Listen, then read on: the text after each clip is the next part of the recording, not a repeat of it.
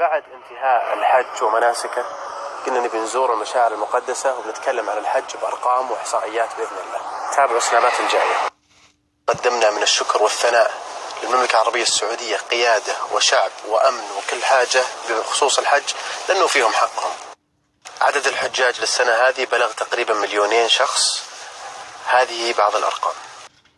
لكل من يقول أن الحكومة السعودية مقصرة بالحج اسمع لهذه الأرقام جيدا. تمت مشاركة ما يقارب 200,000 كادر في هذا الحج، 150,000 منهم بالقطاع الأمني. كان هناك 23,000 موظف خدمي، 8,000 موظف إرشادي اللي هم تبع الكشافة. المملكة ما يقارب 43,000 خيمة و40,000 حافلة من القطاع الخدمي لنقل الحجاج.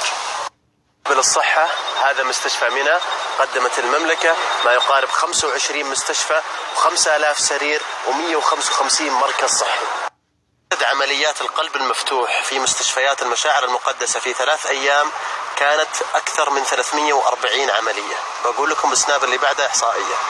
بينما عدد العمليات في مستشفى سينت ماري ماديسون ويسكونسن 400 عملية في السنة. فقارن 350 عملية في 3 أيام و400 عملية. عدد الجنود والقطاع الأمني المشارك بالحج بلغ عددهم 150,000 شخص، بينما مدينة نيويورك يخدم فيها 49,000 ضابط فقط. عدد سيارات الإسعاف المشاركة بالحج 555 سيارة.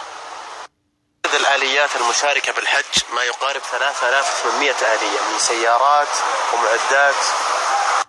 مدينة نيويورك يخدمها ما يقارب 8 مروحيات وطائرات، بينما في الحج يسخر 18 طائرة ومروحية لعدد أيام قليلة. بشرح لكم الآن وش النفق هذا اللي مخفي تحت الأرض وين يودي. نفق يمتد إلى آخر المرحلة وما يدخله أي أحد. هذا النفق يؤدي إلى الجمرات، دور كامل في القبو مخصص للوفود ولكبار الشخصيات. كل من يدعي أن الوفود كانوا سبب في مزاحمة الحجاج ما صدق، وهذا دور خاص مخصص لهم يرمون بسياراتهم. هذا هو الدور ونمشي الآن فيه بسرعة 100 تقريبا لنا فترة ولم ينتهي. الجمرة بالسابق قبل عشرات السنين فضل جهود المملكة ولله الحمد هذه هي الجمرة الآن. الجمرة الحالية تتكون تقريبا من 4 أدوار، والسطح عرضها تقريبا 80 متر وطولها 950 متر. موضوع الجمرات من الداخل من الدور العادي سبحان من جمع الناس وفرقهم. المشروع لديه طاقة استيعابية أن يستوعب إلى 5 مليون حاج في الدور الأرضي، وفي فوقنا 4 أدوار وتحتنا دور القبو المخصص للوفود. خدمة الحاج شرف لنا جميعا، وإذا كان ملكنا وولي أمرنا يتشرف بأن يكون خادم الحرمين الشريفين فحنا كشعب نتشرف بأن نكون خدام للإسلام والمسلمين والحرمين الشريفين. هذه كانت لنا تجربة فريدة احنا والشباب ولله الحمد. مشينا من عرفات، من آخر عرفات إلين تقريبا وصلنا الجمرة. مجموع اللي مشيناه وصل 30 كيلو. بتكلم عن التجربة. شاهدنا العسكر في انتشار رهيب، شاهدنا مو بالقمائم وانتم كرامة، بل موظفين البلديات على انتشار رهيب، كل واحد معه كيس زبالة وانتم كرامة. مراكز الإسعاف، مراكز الشرطة، كل شيء. ناظروا الزبائن وانتم كرامة وانا اسولف معكم الآن تقريبا كل 5 متر في زبالة. اجتماع القوات الخاصة، اجتماع الإرشاد لوزارة الحج، نقاط الضياع، دورات المياه في كل كم متر تلقاها.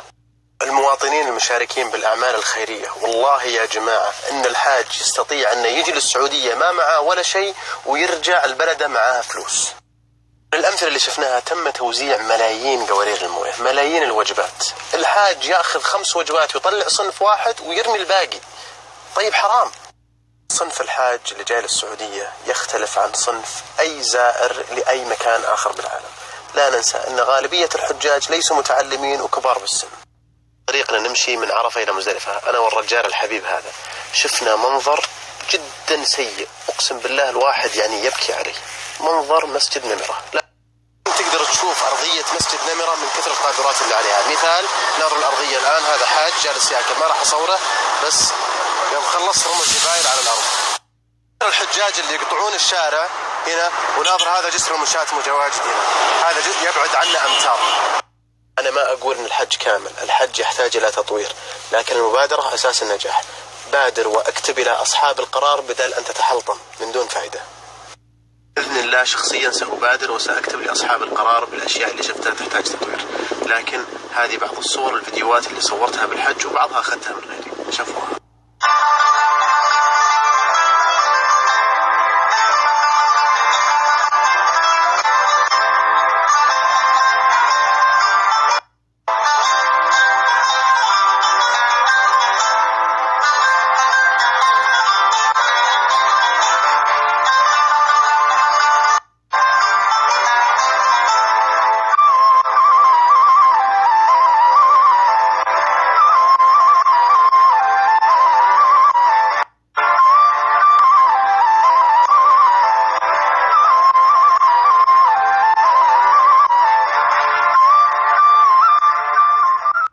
الله سبحانه وتعالى الذي من علينا ومن على هذه البلاد ومن علي أنا وأنت بأن نكون مواطنين لهذه الدولة التي تخدم الإسلام والمسلمين، الحمد لله. شكرا لكم، معليش طولت عليكم اليوم سنابات، لكن الموضوع كان يستحق. إذا عجبتكم السنابات انشروها، وأسمح لكم تسيفون المقاطع وتنشرونها بوسائل التواصل